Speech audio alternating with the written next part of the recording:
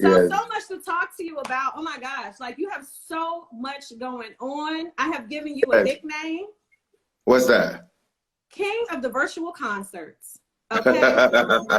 Let me tell you, we have been enjoying you, John. I'm like, they called John and he's right there. And so I just want to know, like, how does that work for you? Are they like, look, get John online. We need somebody singing. Well, it's, there's not a lot of artists who sing live well and play an instrument and can do everything themselves, Yeah.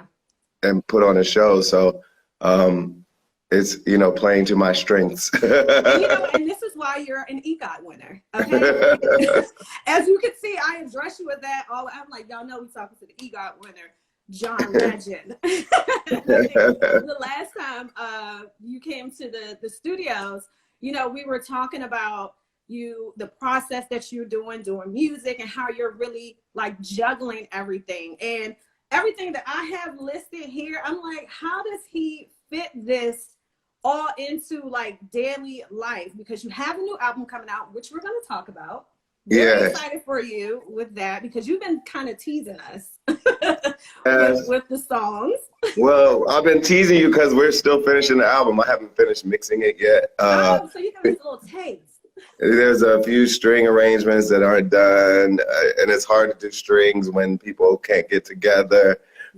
So there's a few things that we haven't done yet that we're trying to finish, but the songs are done, all the vocals are done, and we just have a few different overdubs, as we call them, that we have to do, and then some mixing. So we're close. We'll have it done pretty soon, and we'll put out a date when the album's coming out. But in the meantime, we figured people needed some music right now, and we put out a few songs. Yes, definitely. I think social media has really like proved to be one of those great things. At first we were all like, oh, it's too much social media, too much going on. But right now we kind of depend on it.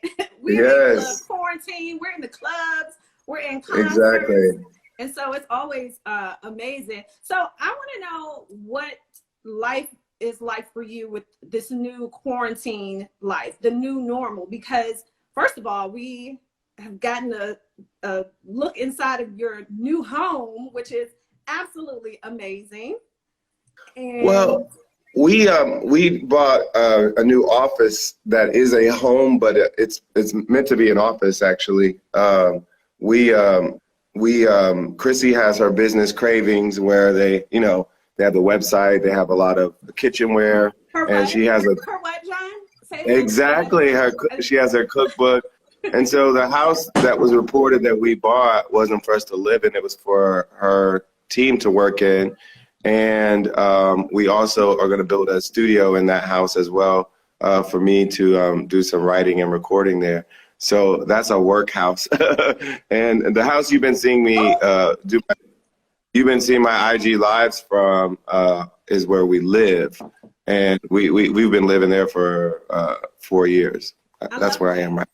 You gotta love when a black man make it and say, "Listen, that's my workhouse." Okay. Well, it's like saying we bought an office building or office, office floors or whatever, and we're gonna get work done there and run our businesses there. I love that. And it's always so cute to see you and your family. You guys are so adorable, and y'all are making the most out of quarantine life because you had a camp out, like a camp in the yard. So is that with 2 kids? I'm sure you have to keep the activities going. And so do you guys switch up? Like, okay, you get the kids for a couple hours, and then I'm gonna work on my stuff, and then vice versa. We just make it work. Chrissy's mother lives with us as well, so we have, lots of hands and make sure we can all help each other and fill in a gap whenever we need to. And Chrissy's the most creative one. She's always coming up with crazy stuff for the kids to do, like the camping in the backyard, the wedding for our stuffed animals. And you fall right in line, like you're like whatever. Yeah, it's funny because my dad was like that. He was very creative with us when we were kids, and I'm not really like that, but Chrissy's like that. There's always one parent that's like always got a fun idea for the kids, and that's how Chrissy is. That's how my dad was too, though. He was always coming up with treasure hunts and fun little things for us to do. So fun. But Yeah. you know what? You have been showing off some more skills, because we can call you Chef John, because I can cook. Putting I in can cook. time in the kitchen as well. Yeah, but I could cook for a long time. We just didn't have to cook as much, but now we're home all the time and we're cooking. Yeah. I love that. All right, so John, I have 5 things that people did not know about you. Yep. Okay, so you said Legend is not the name that you would have chosen. Instead, it was a nickname that your friends gave you. Yeah, well, the first guy that started calling me the Legend was a guy named Jay Ivy. He's a poet and a spoken word artist and actor. And he started calling me that because he was in the studio with me and Kanye. And Kanye would always have me sing things that sounded like I was one of the samples that he used to sample. And Jay Ivy just thought I sounded like the artist we grew up listening to. And he just started calling me the Legend. And then that kind of morphed into John Legend. And a lot of our circle started calling me that. And then Kanye put my name on a mixtape as John Legend. I hadn't even officially changed my name to John Legend as a stage name. But that was the first time people started knowing me as John Legend. And so there came a point when a lot of people that were listening to our music already knew me as John Legend. And so I decided I was going to run with it as my stage name. And, you know, I knew it was going to be a lot of pressure for me because but you have so lived up to it. That's so ironic. You're like, well, you know, sometimes you gotta bet on yourself sometimes. And that's what I did. Okay. So a lot of people didn't know that not only did you get into Harvard, okay? Yeah. You also received a scholarship to Georgetown right here in DC. You know, I'm in DC. You received a scholarship to Georgetown University and ended up ultimately going to the University of Pennsylvania. So that Georgetown, was true. Why you didn't want to come to DC, John? I'm trying to figure out. You had a whole scholarship. I got a scholarship to Penn too. They gave me a great scholarship offer as well. And so I was just deciding between different financial aid offers because I needed the money. We didn't have the money to send me to school. And Penn gave me the best offer.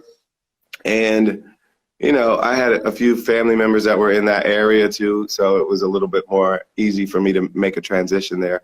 And so we ended up going to Penn. And I don't regret it. I had a great time in Philly. Being in Philly was Philly was a good time for me to be there, actually, because so much good music was going on at that time with the Roots and all the artists that they were bringing into town. They were doing all these, open mics called Black Lily and all these other things. So there was so much good energy there for a musician, for artists that wanted to make soul music. Being in Philly at that time was a really, really important time in my life, and it was an important time in Philly's music history. So it was a good time for me to be around. That's dope. That's dope. And then I heard you had a corporate job. And I worked as a management consultant. and you would Isn't that crazy? Write and sing at night because music has always been in you.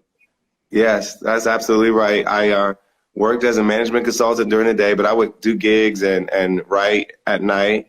I was living in Boston my first year, but New York after that. And so I moved to New York in the year 2000. I had graduated from college in 99. And, I just started meeting different producers, managers, and other people that could help my career along. And it was a good place for me to be. And I was just gigging, doing little shows, selling CDs out of the back of my trunk. Back when people used to listen. You pop in the trunk, John? Yeah, back when people used to listen to CDs. That was the grind. Yes, I would sell my CDs. I had a website back when that was pretty early on too. and I would be my own shipping person. So people would order the CDs online. I would go to the post office in the East Village in New York and ship them. And I was just doing everything I needed to do to get my career off the ground and build a fan base. And I was just hoping that I would get discovered. And a few people kind of were instrumental in that. One was my lawyer at the time, who's still my lawyer. One was the manager that he introduced to me. We're not working together now, but his name is David Sonnenberg, and we managed the Fugees and a lot of big artists during the 90s and early 2000s. So now it makes sense, because I didn't know that you did the piano. Well, I didn't meet my manager then. I met him much later. I was in college when I played piano on Miss Education of Lauryn Hill. But one more person I met in early 2000s in New York was Kanye.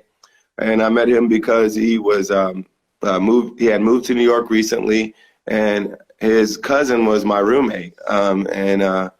His cousin Devon and I had gone to college together, and we were roommates in New York. And he introduced us when Kanye moved to New York, and I had just moved to New York, and thought we should work together. And we started working together. And I ended up signing to his production company. And Kanye really helped my career really take off through all the collaborations we did. How's your relationship with Kanye now? You guys? We're cool. You know, we kind of are doing our own thing. He's in Wyoming doing his own thing. And yeah. We both got families and kids, and we don't have a formal business relationship anymore. But we're cool. You know, if I see him, we talk. We have so much history together that will never be erased. We obviously have disagreed on some things publicly, politically, and that hasn't changed either. But you know, there's so much history that we have in common. We're always going to have that connection. Well, you've always been outspoken politically, and yeah. You know, Diddy recently made some comments. Basically saying that, you know, we're holding the Black vote hostage. We need to have some things on the table, and we need some things met, you know. So how do you feel? Are you kind of on board with that, or? Well, I don't believe Black people are monolithic, so I don't like saying Black people are going to do this or Black people are going to do that, because there's a lot of us, and there are millions of us all over the country. And there's a lot of different political beliefs within our community, and there's a lot of different opinions in our community. So I don't like to speak about us as a monolith, but I will say that, you know, I think a lot of times politicians take us for granted, and we shouldn't allow them to do that. We have to make them fear losing our vote, and make some effort to win our vote. So that doesn't mean the same thing to everybody, because everybody has different wish lists of the things that they want. But we need to make sure politicians are doing right by us and not taking us for granted. And the way you do that is you make noise. You make your voices heard.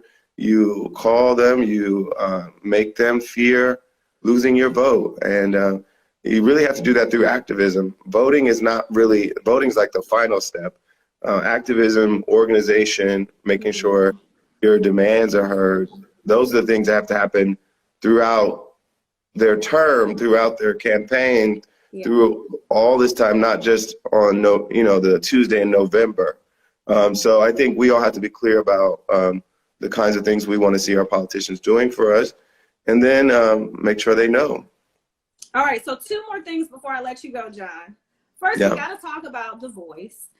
Yes. You have been doing incredible, but I feel like every time I interview you, something always happens a little bit before where people are so upset with you. Have you been reading the headlines?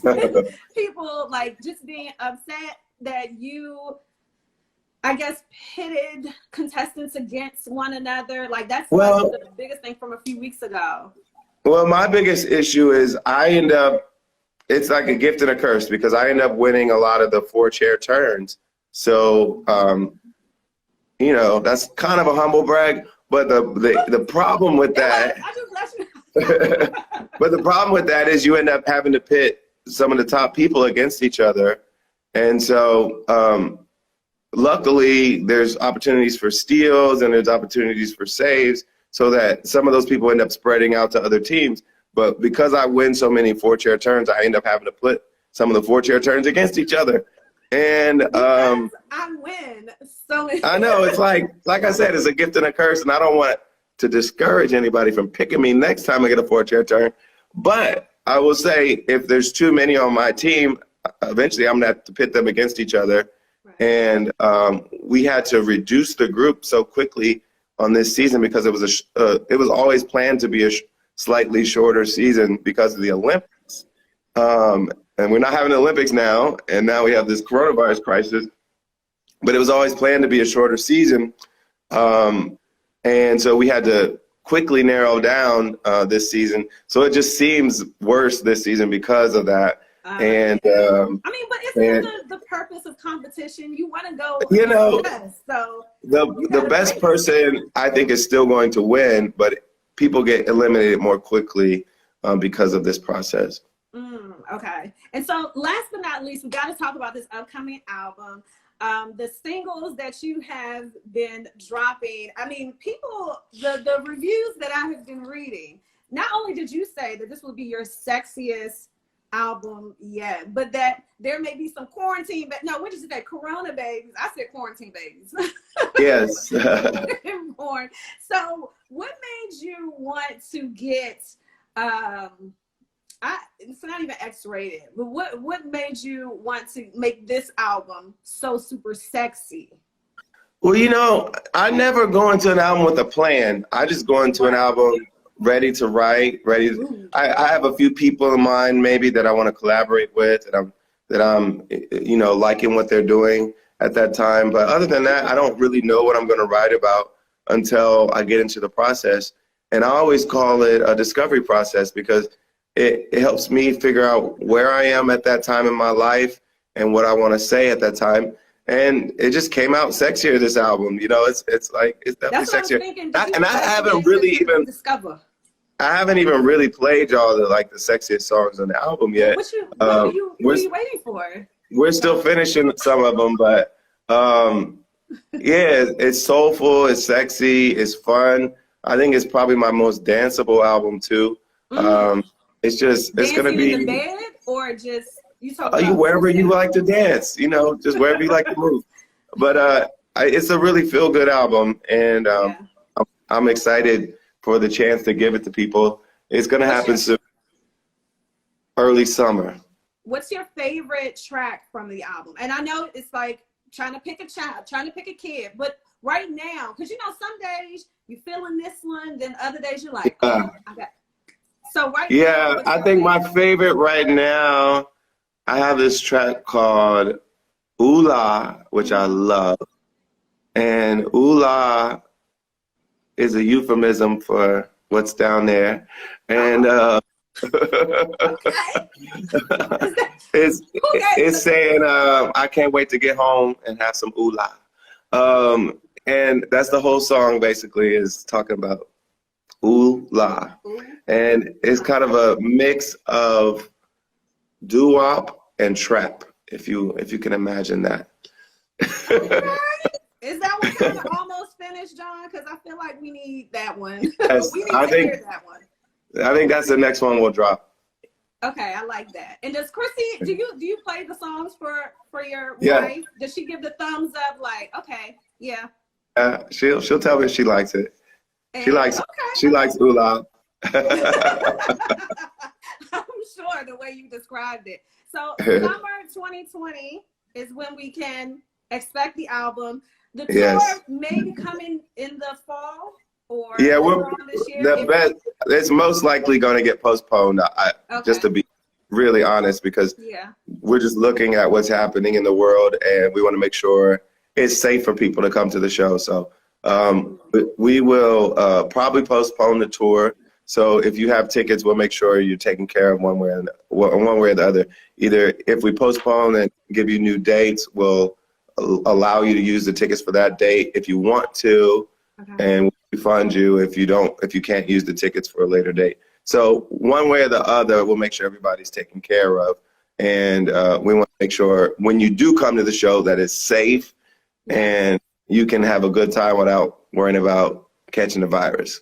I love that. And my final question for you, John, if you had to do a battle, because I would love to see that, is there anybody in mind? And I know a lot of artists, they're like, even Babyface, he was just like, you know, L.A. Reid said, we can just do a celebration of Black music. But then he said Andre Harrell was like, man, you better, and Diddy called him, like, stop being shy in battle. So, well, what I love about the battles that is a little different from what I do, most of the battles we've been seeing have been producers who have been behind the scenes making music that a lot of people might have not known they made.